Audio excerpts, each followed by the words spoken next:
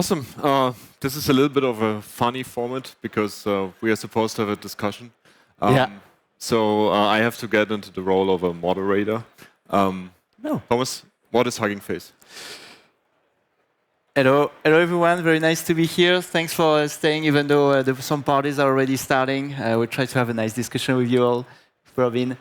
So Hugging Face, in a nutshell, is a company, is a dinosaur in the AI world. We were starting that at the same time as OpenAI 8 years ago. It's an open source platform where basically everyone is releasing their open source model. So if you want to find the latest DeepSeek, the latest Llama, the latest Kimi, the latest model from OpenAI, who is also open sourcing models, you will find them on our platform. In just a couple of numbers, there's roughly 5 million models on the platform. There's one uploaded every few seconds. We have also about 10 million AI builders using our platform. It's basically, in a nutshell, that's kind of the GitHub for AI. So if you go to GitHub to get codes, you can go to Hugging Face to get models. And among these models, they are ranked across various metrics. You can rank them by the number of downloads. You can rank them by the number of likes. You can rank them by the number of comments, discussion. And the top ones are, many of them have been provided by the team of Robin. So I would say across all your various experience, across the stability, the canvas, you've brought like the 8 out of the top 10 models in terms of downloads on the platforms. You brought 3 out of the top 5 the top 5 models in terms of likes. I think we were discussing just before on stage that the total number of downloads for all the models you've shared open source is about 500 million downloads. Really, yeah. So that means 500 million times someone thought, okay, I want to run this model locally, I want to fine-tune it, I want to build like something on top of it. Can you tell us a little bit, Robin, on how you managed to reach this top spot? No, it's still a little bit surprising to me to hear these massive numbers. But yeah, I like a little bit of background. I personally, I studied physics before I actually came into programming. When I started studying physics, I was convinced that I never need to learn programming at all.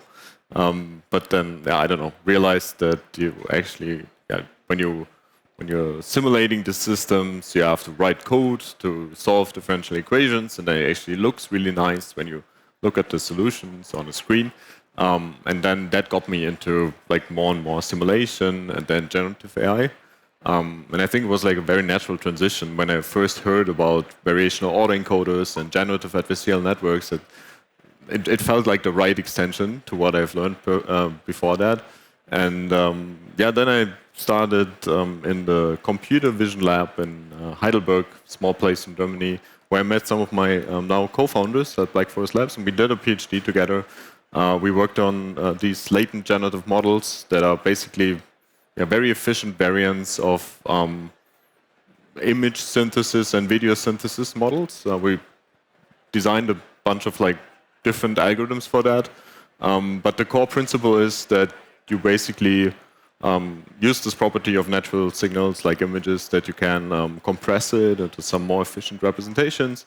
And then you can actually run it on some potato GPUs, right? And we published this paper. It's called Latent Diffusion, and that's when I actually then got started on Hugging Face. So Hugging Face was already around, and for us it was very natural to release all the models that we had trained on Hugging Face. And it gave us a lot of reach and a lot of adoption. We started with these latent diffusion models. Then me and my colleagues were lucky to do this collaboration with Stability Eye on a model called Stable Diffusion, which saw insane adoption. It was like the first really powerful text-to-image model, as the name suggests, a diffusion model, which we also released on Hugging Face. I think you guys actually built like a whole library around it called diffusers. Yeah. That was actually the model that launched all our operation in video. Before that, we were everything on text. Yeah. That's when we all moved into image and video. Right. I think after that, all other models. I mean, for us, all models that we released open source, it was very natural to go to Hugging Face because I mean that's where all developers in the space are. So I think this latent diffusion work is maybe not extremely known unless you're very technical, but I think that's a very good example of something that happened again recently, which is when DeepSeek came and became extremely famous, right, in January. one of the very surprising things from them was also they were focusing a lot on efficiency. They actually had this very strong constraint on compute because of exports restriction in particular, right? They didn't have enough GPU. And not only did they use that to release, to kind of solve it, they also, like you did with latent diffusion, use this thing as a catalyzer to actually release the top performing model. Just like when you did latent diffusion, you were maybe trying to solve, this problem that image have way too many pixels and are way too big actually to be efficiently trained. But when you move to this efficient thing, this constraint added to your work, it kind of lets you actually reach the top spots, and latent diffusion and the stability XL, all the extensions were actually not even just efficient, but also top on efficient.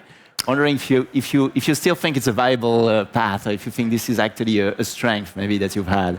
No, I think it definitely is. Like being resource constrained actually forces innovation, right? Like we came up with this stuff because we only had like very tiny GPUs at the university where we were researching on this, and I think it's a totally viable path, and especially when you want to see developer adoption, the model has to be somewhat efficient.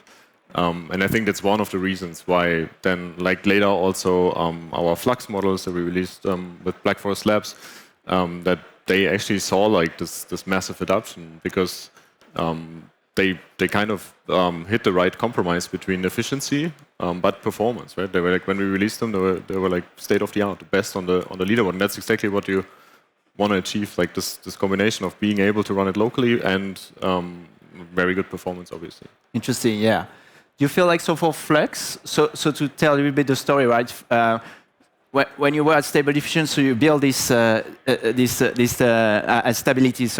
AI. So you build this Stable Diffusion brand, and then you move to starting Black Forest Lab.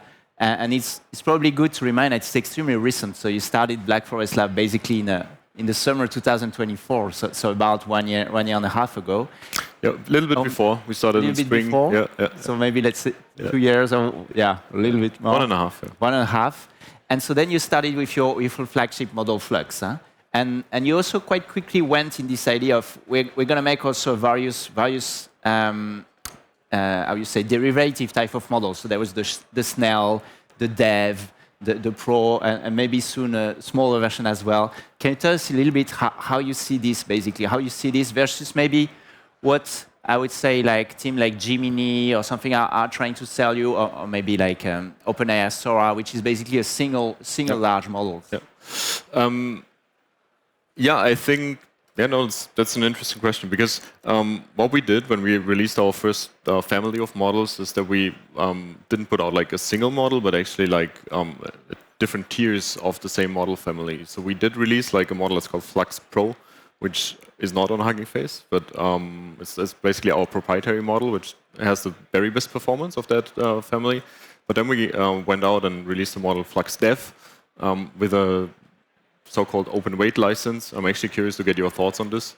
And then fully Apache open source model called Flux Schnell. Schnell means fast in German. And I think like this triplet, like this family of models with like different accessibility, right, and performance made it like pretty successful in terms of on the one hand, of course, developer adoption, but also for us as a business model. Yeah, it kind of provides a really good like top of funnel for developers who then also use our pro model in the end. And it's also like open source itself is also really nice marketing, right? Like it gives you massive distribution. Of course, the stuff has to work. It has to be good. Otherwise, that's pointless. But if you can balance this in the right way, I think then you actually have a chance to compete in terms of distribution with someone like Gemini that you talked about, right? So let's dive a little bit in monetization, because open source monetization, people tend to oppose them and say, okay, if you go open source, you can't sell your stuff, right? And I think it's very interesting because Black Forest Lab has both taken this very strong open source approach in a way, but also kind of managed to generate enough revenue, apparently. So tell us, what's maybe your feedback from having like this 500 million downloads? Do you think like this visibility, I would say, this top spots that you have at Hugging Face, I was saying in the beginning, like 8 out of the top 10, 3 out of the top 5 most liked model.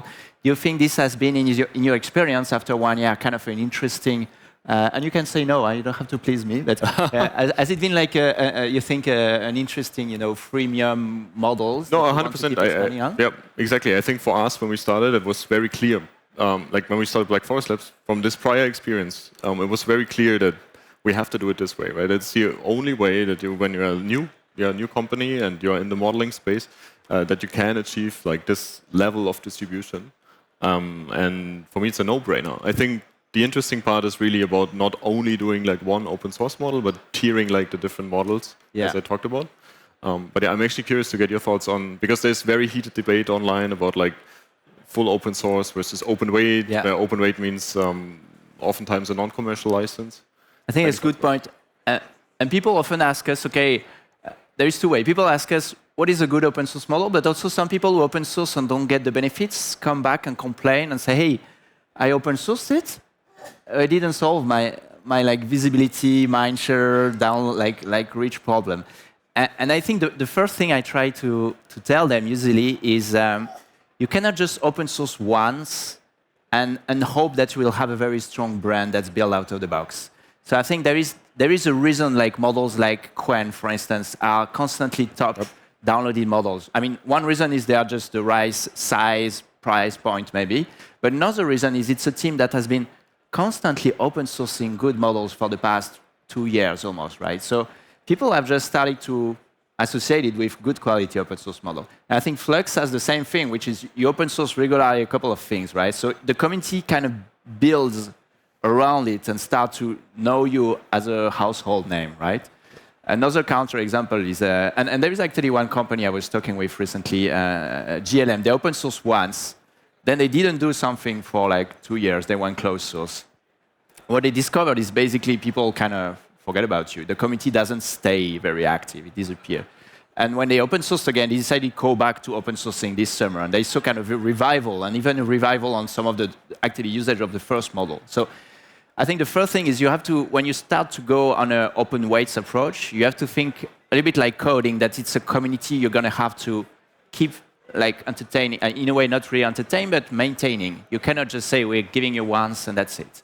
And so I think what's usually the good open source looks like is kind of regularly you try to update a bit your models, or maybe you release a smaller version that's faster, or like you update the ways to, or maybe you release a couple of other things along the way. You release a blog post on how you trained it. You release maybe a fine-tuning data set that people can use. So it's kind of a whole approach I think you have to do if you want to really like get all the fruits, I would say, of an open source approach. And that's usually the main difference for us between the organization that grow, like the Quen organization, or DeepSeek has like 100,000 followers on Hugging Face, and some kind of one-shot attempt that can actually fall short.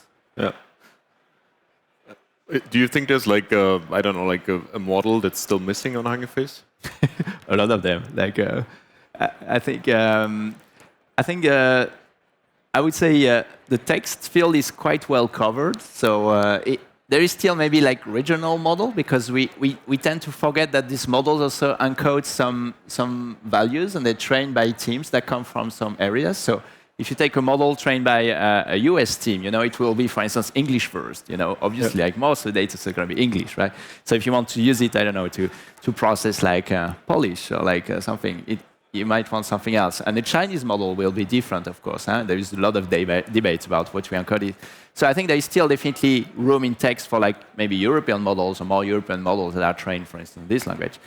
But maybe even more fun, I think, is the extension to new modalities right now. So there is a lot of activities, and the top training model right now are more like speech model. Text to image is very strong. I think text to video is very strong. Personally, I think in the past few months, I've been really mind blown by all the world model, like the interactive world model, where you have this image and you can actually start moving in the image.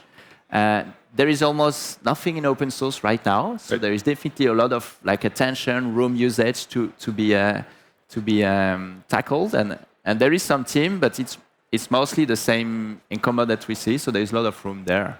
So it's an opportunity, right? Yeah. Like, would be nice if someone comes out. Someone should release a nice text-to-video model, right? That too, yeah, right. I think like word modeling is something that is extremely exciting, and there's also like so much research still to be done, right? Like, if you think about how do I actually achieve like this real-time rendering performance, how do I couple this with like a long history, like a long context window, you want to be able to process and remember like minutes of video, right? And yeah, that's just fascinating. But I think it's we'll probably see way more of that in the next coming years. Mm. Do you think there is like two worlds in text to video? Like sometimes I try to picture the field as a world where some people will do like heavy workload on large model that takes a lot of time, and some people will want like instant, for instance, for gaming application, like extremely fast feedback. Yep. Because in a game you don't want to wait, right? Do you think this is going to be like two separate areas that are going to both grow in terms of image generation, or do you think it's more like, I don't know, a continuum, more like a... I think we're actually already seeing that, like a trend towards like more unified, large, general models, but they are large and slow. And yeah, it will actually be interesting to see like how much adaptation larger models will see in the future, even when they are like open source and available on Hugging Face. But that's definitely something that is working. But yeah, you're paying like that trade-off, right? And I do also see still. And we see it as a company, the need for very specialized models that do like a certain application very well. So they might be fine-tuned on some data, or like actually confined only to the task of text-to-image generation, or image editing, or whatever. And I think we'll probably see both. So I think about it as like the more specialized models, as like kind of visual rendering or intelligent rendering. And then you have like the more unified models that are just what everybody's like talking about when you're thinking about like general artificial intelligence. What do you call intelligent rendering? I'm curious. Yeah, like I don't know, like a text-to-image diffusion model, right? That is basically you have to prompt it, right? For example, you come up with like a meme design. You have to provide a very detailed prompt, but then it understands that prompt. In a way that it knows where to put the text, where to put a line break, how to kind of combine it with the rest of the image. And that's to me like more of the visual intelligence, visual rendering. In the field of... but importantly, it only involves like generation. When you think about the more general models, then this also includes perception, like image understanding or video understanding.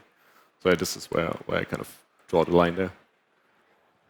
Like, you see, like, we've seen a recent trend of model that start to reason in multimodality, or like start to reason on image. Is it something that you find interesting as an area super of interesting. research? Yeah. I mean, think about like a classic text-image model.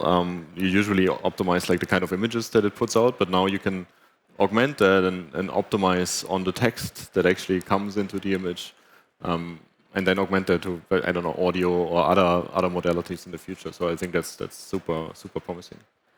How do you, now having built, maybe having even like kind of created the field in a way, I would say, how much do you think is still open in terms of fundamental research? Or do you feel like, I mean, you were one of the first that solved like this hand problem, for instance. We had 6 fingers until you solved that for us in a way. Took a while, it took quite long. How much do you think is still like to be solved and improved? And do you think maybe a fundamental new algorithm should still come, disturb the field? Yeah, 2 things that quickly come to mind. One is, how do you make the models like 2 orders of magnitude faster? I don't know. The second one is, how do you actually, like when you think about this memory module that I was talking about in the context of word models, how do you design that? You can either go the brute force approach and, I don't know, have everything in like the token sequence, right? Like you do in typical transformer models, and that will work to some degree. But then when you think about like very long video context that is very high resolution, you will just hit limits even when you put like a lot of GPUs at a task. So that's something that requires a lot of like future research, which is smart projects. Yeah. Is there maybe as a segue to that? I'm interested also how you build, I was saying, Black Forest Lab out of Europe, right? With this mix of we have this fundamental research problem we're still trying to solve, like being like the speed of generation or the long context. And this involves basically people who are very good ML researcher. Yeah. At the same time, we also want to make money. We want to build like already a successful like company.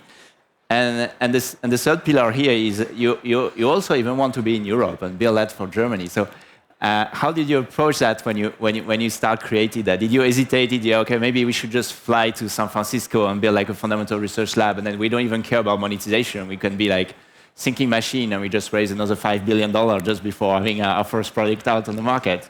I mean, that's a little bit spicy because they have one product, but it's a small product. You could have done that, right? But decided you were like, okay, actually, I want to build from Germany, and I want to use that.